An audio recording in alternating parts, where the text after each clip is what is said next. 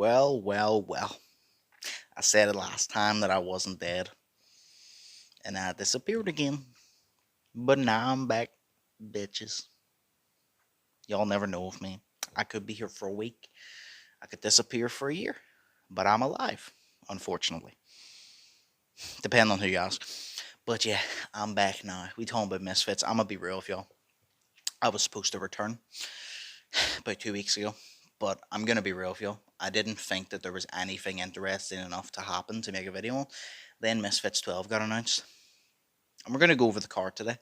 But I wasn't too fond of Misfits 12 to begin with. And I'm glad I waited because there's been new updates to the card. The main event has changed. A new fight has been added. The card has gotten a little bit, how do you say, spicier. So I'm glad that I waited because if I didn't, I would have talked about the old card. Then I would have released it. Then the updates would have came, which always happens. So I'm glad I held off a little bit. But yes, we are talking about Misfits 12. That is right. That is right. That's what we're going to be talking about. The Misfits to start off the year. I got the fights listed down here. We're going to go over them. We're going to see what we think. So, let's do that. First up, we got Miles Raksu versus DTG. Now, Miles Raksu, obviously, we got one of the Raksu brothers. We've seen Ashley Raksu have a few boxing matches, but this is Miles Raksu, another member of Raksu. Never seen fight. Got DDG, who most recently beat SX. Lost to Halal Ham, I believe. We got them two fighting. This is obviously one of the first fights on the card.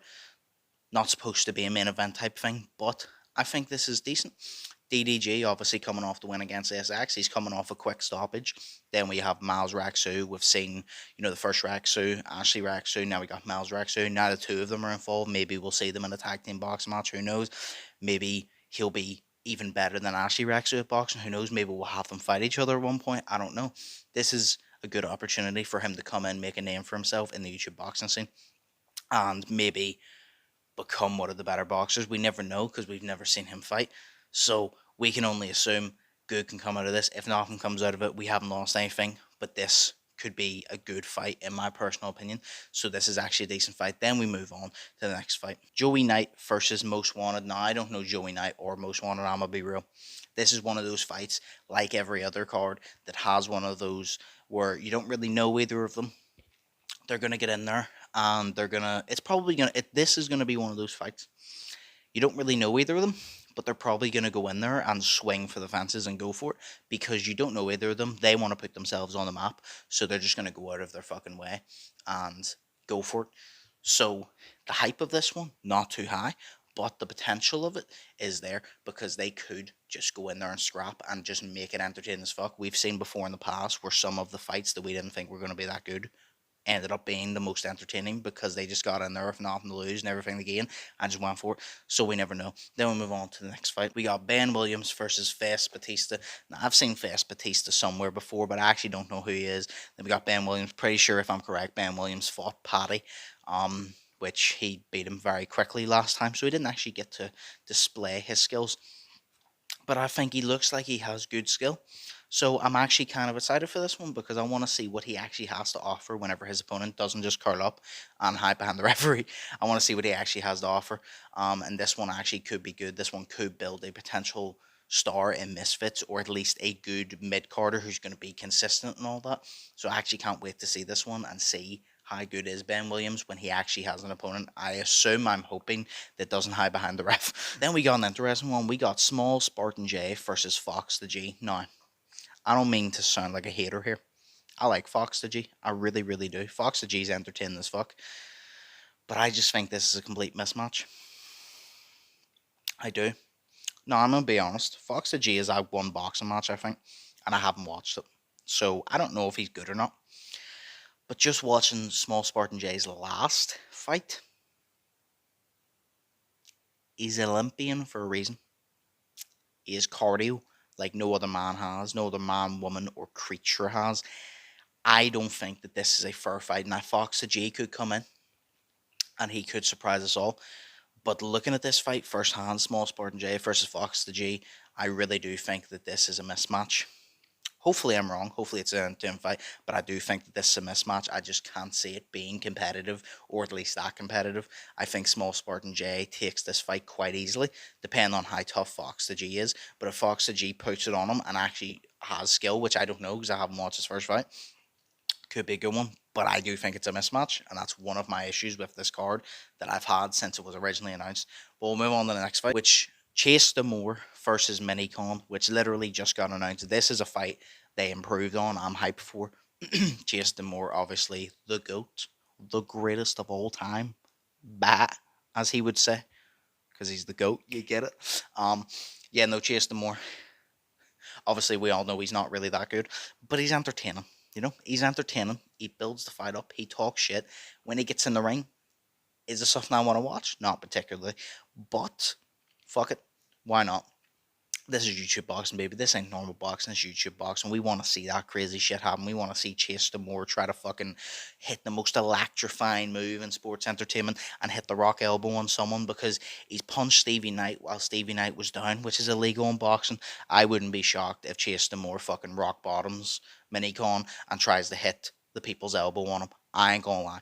But then we got Minicon, who's obviously coming off a loss against Arms, which obviously some people think Minicon won. That's fair enough, but Minicon obviously wants to avenge that loss. He's coming back soon. We know Minicon, he doesn't have the greatest cardio, but he does just get in there and scrap, which means he's going to put it on Chase. Hopefully he can stop Chase from clinching constantly, and I think this is a good fight. This is one of these fights that wasn't on the original card. Now that it's on the card, I think it's a big improvement, because this is going to be one of those fights that even if Chase does clinch, Minicon kind of just swings. I think Minicon's going to actually make this fight, at least for the first 3 rounds, actually make it competitive and just keep swinging. And hopefully, if he gets Chase Demore in a position he can knock him out, he doesn't hold back like he did against Arms and let him off of it. But this fight, I think it's a good improvement. Then we got Tristan Ham versus not Logan Paul. This is one of these ones that I did have an issue with when it was originally announced, and I still kind of do, because Tristan Ham, don't really know who he is, not Logan Paul. They're literally using this guy, not Logan Paul, because he looks like Logan Paul, and he goes off not Logan Paul, and people are gonna laugh at it and tune in to see if this guy can really fight. They're probably gonna have some trash talk about Nate Diaz choking him out.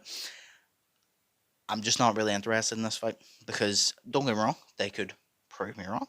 They could get in here and they could scrap it out and have a fight at night. But this is one of these fights that I didn't really have an interest in. But then again, the reason I'm not too harsh on these ones is because this is just the start of the year event. I assume the next event in February or March is going to be a bigger one with Jarvis, Sol Poppy, Slim, Deji even. King Kenny said he's going to return about March, April time, so it'll have the bigger stars. This one's kind of one of those ones to start off the year before you really jump in the deep end of it. So I'm not too mad about it, but it's not one of the fights I'm overly interested in, but I'm going to watch it nonetheless and see what potential it has and what it has to offer. Then we move on to the other Raksu, Ashley Raksu versus OJ Rose. Now this is one I'm actually excited for. Ashley Raksu obviously just gets in there, tries to brawl you. OJ Rose coming off what, like a free win streak, free fight win streak. He's had free fights, 3-0. I'm a big fan. I like both of them. I'm a big fan of OJ Rose, and I like how he handled his last fight. This is an interesting one because I think OJ Rose does struggle a bit when you put the pressure on him, but he always prevails. But I think Ashley Raksu has the cardio to put the pressure on you for the 6 rounds, which I assume it's going to be. It's probably going to be 4 rounds actually. It's going to be 4 rounds. He's going to put the pressure on you for those 4 rounds. So can OJ Rose handle the pressure for 4 rounds and beat him? I think this is a good fight. I like the both of them. I think that they both are going to get in there with the intention of really sticking it on each other. And I'm excited to see what happens. So this is a fight I'm very excited about. And this is a fight I didn't even know I wanted. But it's a good matchup. Then we move on to the co-main event, which, I don't know, AJ Bunker versus Elbrook 2. I feel like this should have kind of been the main event, personally. But, you know, the original main event was HS TikToky versus someone. They were obviously putting TikToky on because he's popping at the minute. I personally think AJ Bunker and Elbrook, this is going to be a good fight. I think it actually should have been the main event because obviously AJ Bunker coming off a good win. Then you have Elbrook. I'm pretty sure the last time Elbrook fought was on Kingpin against Jolie. She lost. She wants to come back. She wants to fight AJ Bunker the second time and beat AJ Bunker for the second time, which the first fight was controversial. AJ Bunker being the women's champion, can she beat Elbrook and solidify the fact she is the best woman fighter? Or can Elbrook beat her and take that throne back of being the best women's fighter? Then maybe we'll get Astra Wet fight. I don't know. This is an interesting one. I'm very excited for this. I don't understand why it's not main event personally, because it's for the belt. If there was a title on the line like Slim or whatever like that, fair enough. But I just think that personally, in my opinion, this should have been main event. I think that a lot of people are going to underestimate it because it's female boxers. But if I'm being honest, there's a lot of female fights that are more entertaining than male fights because they just get in there and go for it. They don't care about showing skill. They care about getting in there and fucking each other up. And this is exactly what this fight's going to be. It's going to be fucking 4 to 6 rounds, whatever the hell it is, of just punching each other in the face non-stop. And I'm all for it. Then we move on to the main event, which kind of iffy, is Ed Matthews versus a mystery opponent. Now, we don't know who the mystery opponent is. Obviously, we'll find out on the night, I assume. I don't know if they're going to reveal it on the night or closer to time. But either way, Ed Matthews fighting. Again, Ed Matthews, I'm kind of excited to see back in the ring. He obviously last fought Swarms. He won by knockout.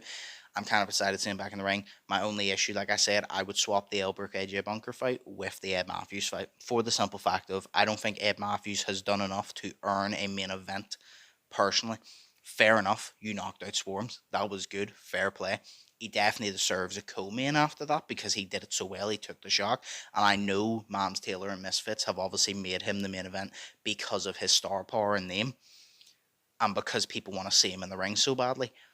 But I do think that the female fight should have been the main event and he should have been the co-main. But for selling purposes, I understand why he's there. The mystery opponent, obviously, it would be better if you knew the two fighters in the main event so you know if you're fully invested. But the mystery opponent in the main event isn't the worst thing either because you have Ed Matthews back and it's you're wondering if is he actually good or did he get lucky with Swarms. Then you have the mystery opponent being like, who could it be? This could be someone that's going to come in and prove Ed Matthews got a lucky shot, or this is going to be someone who's going to get in and Ed Matthews is going to prove that that wasn't a lucky shot. So it is an interesting fight. I'd prefer Ed Matthews versus this mystery opponent rather than the HS TikToky versus the other guy.